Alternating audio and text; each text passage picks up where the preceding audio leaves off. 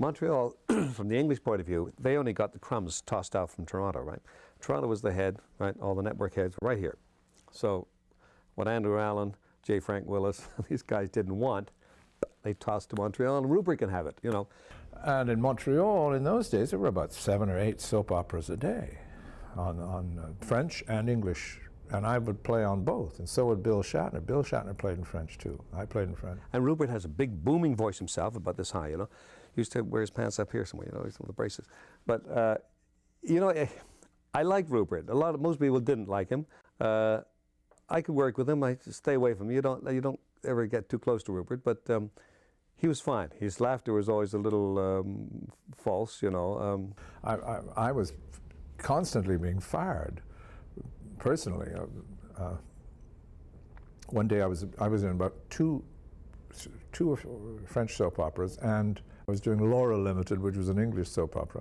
It was Rupert Caplan directing, and one other. And I was so confused. I thought, oh God, we got a lunch break. So I went with my friends across the road on Dorchester Street, and we sat down in a little pub that all the radio people used. I'm drinking away merrily. I don't have any more work that day, and they turn the radio's on. The radio was always on in the pub, so you could tell what was happening over at the building across the road. And there was my show, and then somebody was announcing my death. And I was playing a character in French called Harry Fanning. He was the English boy, and so I was playing in a French accent, but my name was Harry Fanning, and I hear, well, Harry Fanning suddenly fell down a mine shaft. They got rid of me.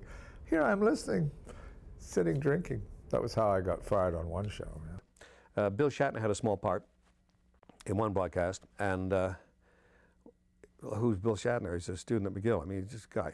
So he came up, stepped up the microphone, and Bill's not the most proficient actor, I don't think. He sort of works for television. His personality and so on, but he stepped up to the mic and mumbled something or other. Of course, Rupert's voice comes from the control room, booming out, "All right, Shatner, take the muslin off the voice. Let's have it again. Come on, clean it up." You know, Bill's like this, of course, going scarlet. We're all standing right there. But he had no voice for that, you know. I mean, and I think that we were very happy to be able to play in such programs, and being conscious of having a role to play in the development of our society through those programs.